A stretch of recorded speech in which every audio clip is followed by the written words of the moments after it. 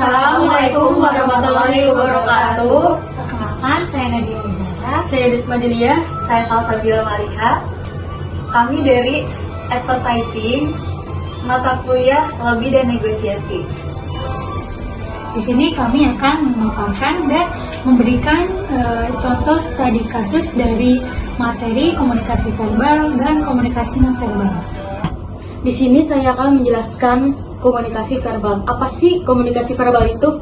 Komunikasi verbal adalah komunikasi yang menggunakan kata-kata atau bahasa seperti lisan atau tertulis. Di sini saya akan menjelaskan tentang komunikasi nonverbal. Jadi komunikasi nonverbal itu apa sih? Komunikasi nonverbal adalah bentuk komunikasi tanpa menggunakan kata-kata, baik lisan maupun tulisan. Komunikasi ini biasanya menggunakan bahasa tubuh atau isyarat, ekspresi, dan gerakan. Komunikasi ini biasanya digunakan untuk menyampaikan pesan, perasaan, dan informasi.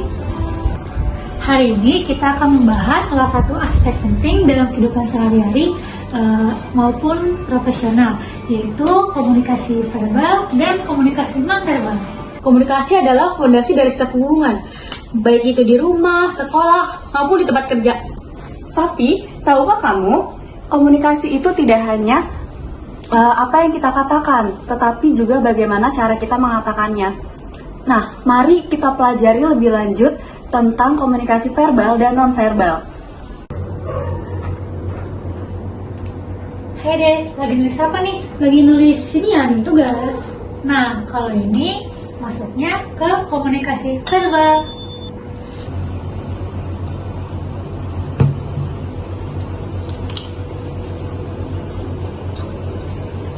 Kenapa bilang pedesan? Nah, kalau ini namanya komunikasi nonverbal.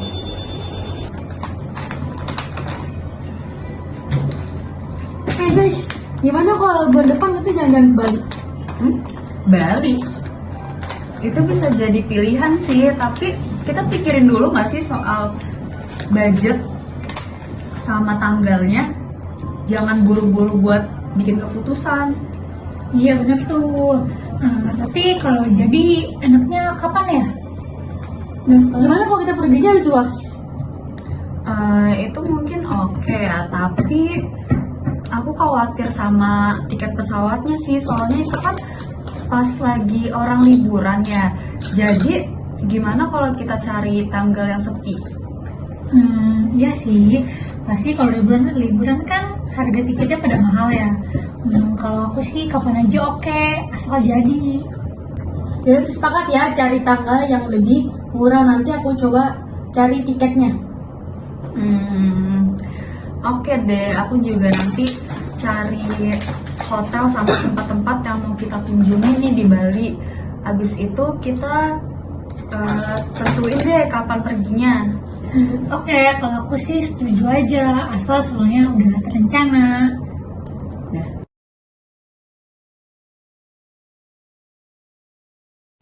Dari video tersebut, berikut adalah analisis studi kasus komunikasi verbalnya.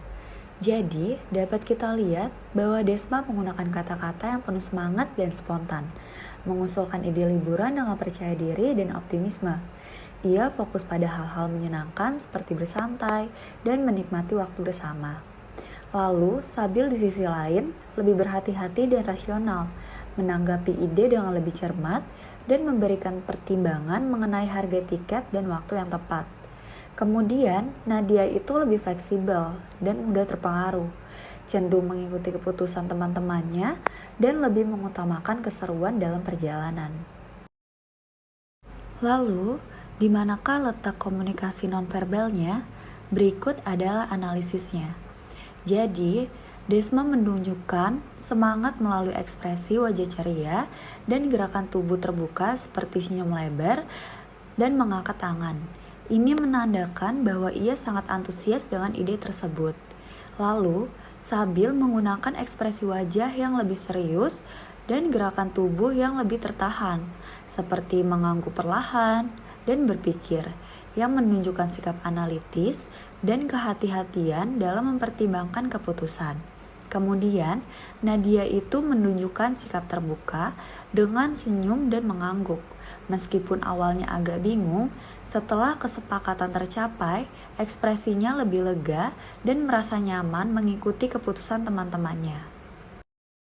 Nah, itu guys, pemaparan materi dan studi kasus dari komunikasi verbal dan komunikasi non-verbal. Dengan memahami komunikasi verbal dan verbal, kita dapat memahami dan menyampaikan pesan dengan lebih baik.